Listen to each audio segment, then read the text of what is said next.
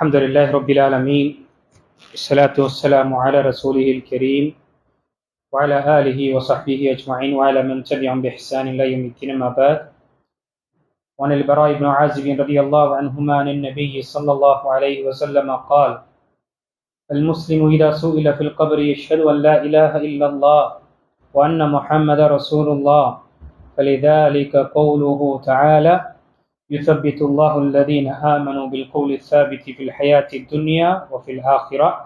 متفق عليه. கணித்துக்குரிய அல்லாஹ் நடிகார்களே, நாம் தொடர்ச்சியாக அல்லாஹ் மீது ஆதரவு வைத்தல் என்ற தலைப்பின் கீழ் ஹதீஸுகளை பார்த்து கொண்டு வருகின்றோம். இன்று பார்க்கக்கூடிய ஹதீஸ் புகாரி மற்றும் முஸ்லிமில் வரக்கூடிய ஹதீஸ். பரா இப்னு ஆசிப் ரலியல்லாஹு அவர்கள் அறிவித்தார்கள், ஒரு முஸ்லிமிடம் கபரிலே கேள்வி கேட்கப்பட்டால் அவன் லா இலாஹா இல்லல்லாஹ் முஹம்மது ரசூலுல்லாஹ் என்று சாட்சி கூறுவான். இறை நம்பிக்கையாளர்களை இம்மையிலும் மறுமையிலும் உறுதியான சொல்லை கொண்டு அல்லாஹ் வழிபடுத்துவான். கணித்துக்குரிய அல்லாஹ் நடிகார்களே,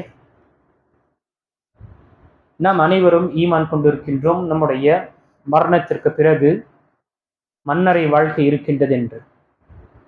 அந்த மன்னரை வாழ்க்கையில் நாம் இந்த உலகத்தில் எப்படி வாழ்ந்தோமோ அதன் பிரகாரம்தான் அங்கு நாம் பதிலளிக்க முடியும். ஒவ்வொருவரிடம் 3 கேள்விகள் கேட்கப்படும். உன்னுடைய ரப்பு யாரு, உன்னுடைய நபி யாரு, உன்னுடைய மார்க்கம் எது என்று கேட்கப்படும். இந்த உலகத்தில் மரணம் செய்துவிட்டால் அங்கு நாம் பதிலளித்து விடுவது என்று நினைக்கக்கூடியவர்கள் தன்னையே அவர்கள் ஏமாற்றிக் கொள்கின்றார்கள்.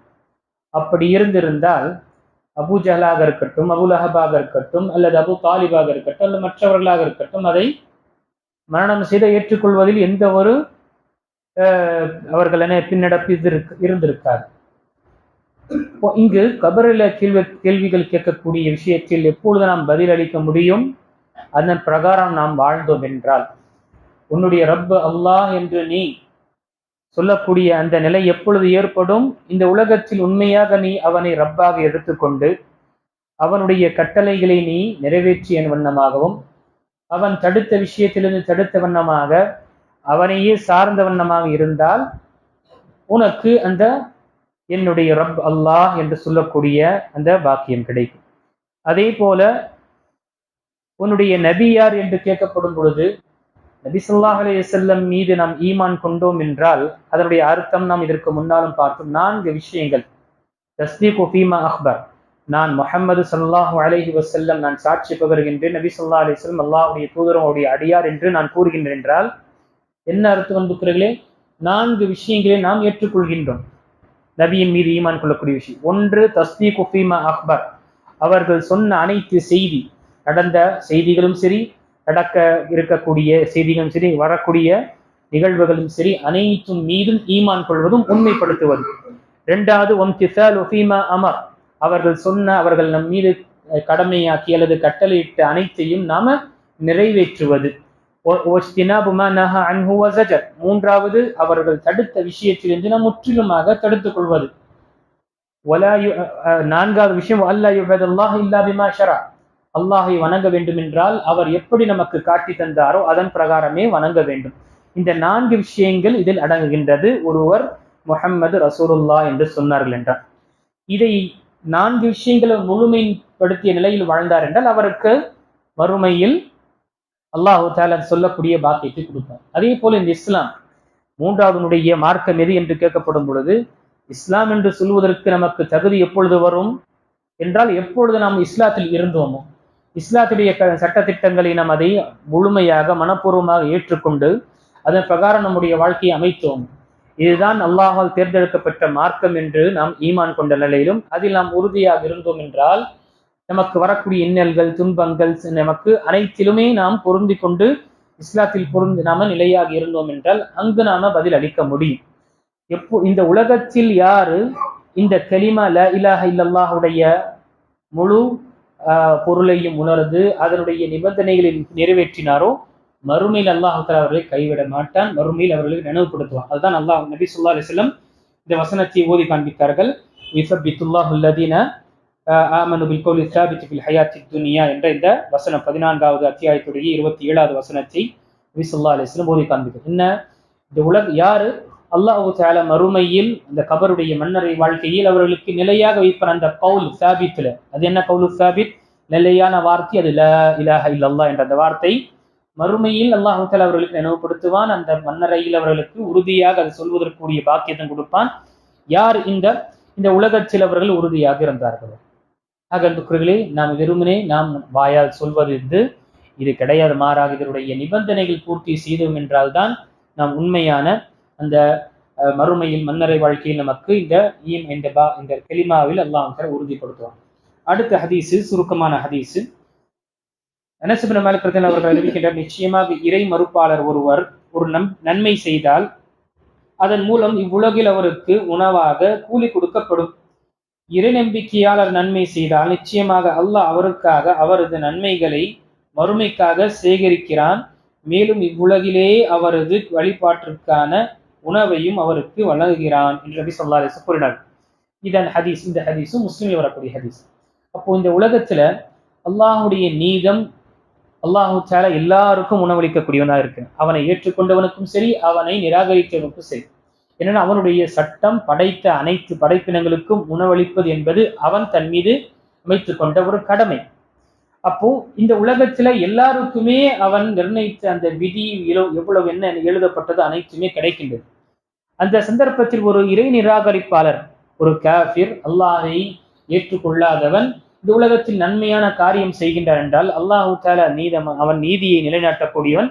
உலகத்திலே அவனுக்கு உணவாக, அவனுக்கு சுகமாக, அல்லது இந்த உலகத்திலே ஒரு சந்தோஷமான விஷயத்தை கொடுத்து விடுகின்றான். அதற்கு பகரமாக ஒரு நன்மையான காரியம், யாரோ தானம் தர்மம் செய்தாரு, உதவி செய்தாரு, மற்றவர்களுக்கு இரக்கம் காட்டினார், இப்படி என்று அல்லாஹ்வுக்காக செய்யக்கூடிய அமல்களை அவன் இங்கு செய்தான் என்றால் உலகத்தில் அவனுக்கு கொடுக்கப்படுகின்றது. மறுமையில அவனுக்கு என்று எதுவுமே கிடையாது. இதனால்தான் அடுத்த அறிவிப்புல வரும் பொழுது மறுமையை அவன் அடைகிற போது அவருக்கு கூலி கொடுப்பதற்காக நன்மை எதுவும் இருக்காது. யாரு? இறை நிராகரிப்பாளர். அதுவே இறை நம்பிக்கையாளர், அல்லாஹ்வை ஏற்றுக்கொண்டவர், அல்லாஹு தஆலாவுக்காக ஒரு அமலை செய்கின்றார் என்றால் அந்த அமலுக்குடைய கூலி, முழுமையான பரிபூர்ணமான கூலியை மறுமையில் அவன் பெறுவான். இந்த உலகத்தில் அல்லாஹு தஆலா என்ன செய்கின்றான்? அதற்கு ஒரு சன்மானமாகவும் ஒரு கண்ணியமாக அல்லாஹு தஆலா இந்த உலகில் அவனுக்கு ஏற்படுத்துகின்றான். அதனால் அவனுக்கு பரக்கத்து, ஹைரு, அனைத்து விஷயங்களும் ஏற்படுகின்றது. அவன் மட்டுமல்ல, அவனுடைய குடும்பத்திற்கும் அந்த ஹைரு ஏற்படுகின்றது. ஆக அன்புக்குரியவர்களே, இரண்டு நிலையிலும் யாருக்கு பலன்? ஒரு முஃமினாக இருக்கக்கூடிய, படைத்து இறைவனை ஏற்று வாழக்கூடிய அந்த இறை நம்பிக்கையாளருக்கு இந்த அவன் செய்யக்கூடிய ஒவ்வொரு அமலுக்கும் இந்த உலகத்திலும் அவனுக்கு ஹைரான ஒரு சுகமான வாழ்க்கையும் அல்லாஹ் அமைத்து கொடுப்பான். மறுமையும் அல்லாஹ் தஆலா சுகமான ஒரு வாழ்க்கையை அமைத்து கொடுப்பான். அதனால்தான் திருமண வசனத்தில் சொல்லப்படும் பொழுது, யார் ஒரு அமலை செய்கின்றார்களோ, அது ஆணாக இருக்கட்டும் பெண்ணாக இருக்கட்டும், அல்லாஹ் கூறுகின்ற என்ன? ஃபலனுஹ்யியன்னஹு ஹயாத்தன் தய்யிபா, நான் உங்களுக்கு பரிசுத்தமான தூய்மையான ஒரு வாழ்க்கை, யோசிச்சு பாருங்க, தூய்மையான வாழ்க்கை, பரிசுத்தமான வாழ்க்கை, பியூர் லைஃப் அல்லாஹ் தஆலா கொடுக்குறான். ஹயாத்தன் தய்யிபா. அதற்கு பிறகு வலனஜ்ஸியன்னஹும்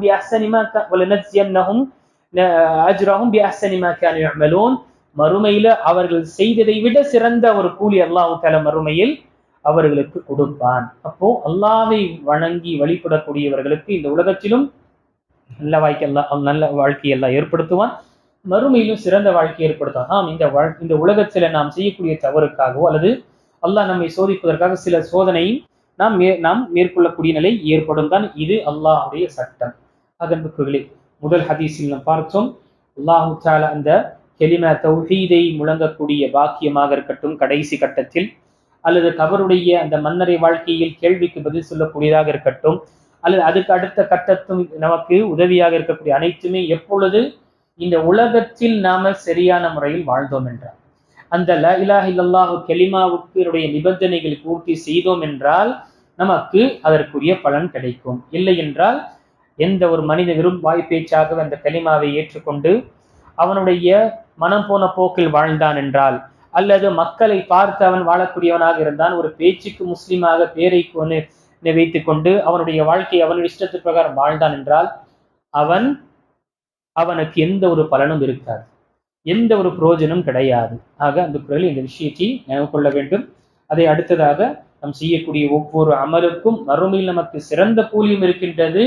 இந்த உலகத்திலும் அல்லாஹு தாலாவுக்கு கட்டுப்பட்ட வாழ்க்கையை வாழும் பொழுது அல்லாஹு தாலா இந்த உலகத்திலும் நமக்கு வரக்கத்தையும் ஹைராத்தையும் அல்லாஹு தாலா நமக்கு ஏற்படுத்துகின்றான். காஃபிர்களுக்கும் அல்லாஹ் நிராகரிக்கக்கூடியவர்களுக்கு மறுமையில எந்த ஒரு பங்கும் இருக்காது. அல்லாஹு தாலா நமக்கு ஹயாத்தாக இருக்கும் வரை அல்லாஹை வணங்கி வெளிப்படக்கூடிய தௌஃபீக்கை எப்பொழுதுமே அல்லாஹ் கொடுத்தருவானாக. அல்லாஹு தாலாவுக்காகவே வாழ்ந்து அல்லாஹுக்காகவே நம்முடைய அனைத்து வாழ்வும் சாவும் நம்முடைய அனைத்து விஷயங்களையும் அல்லாஹுக்காகவே நாம் சமர்ப்பிக்கக்கூடியவர்களாக நம்மை ஆக்கிடுவானாக. ஆமீன். வாஹிரு தஅவானா அல்ஹம்துலில்லாஹி ரப்பில் ஆலமீன்.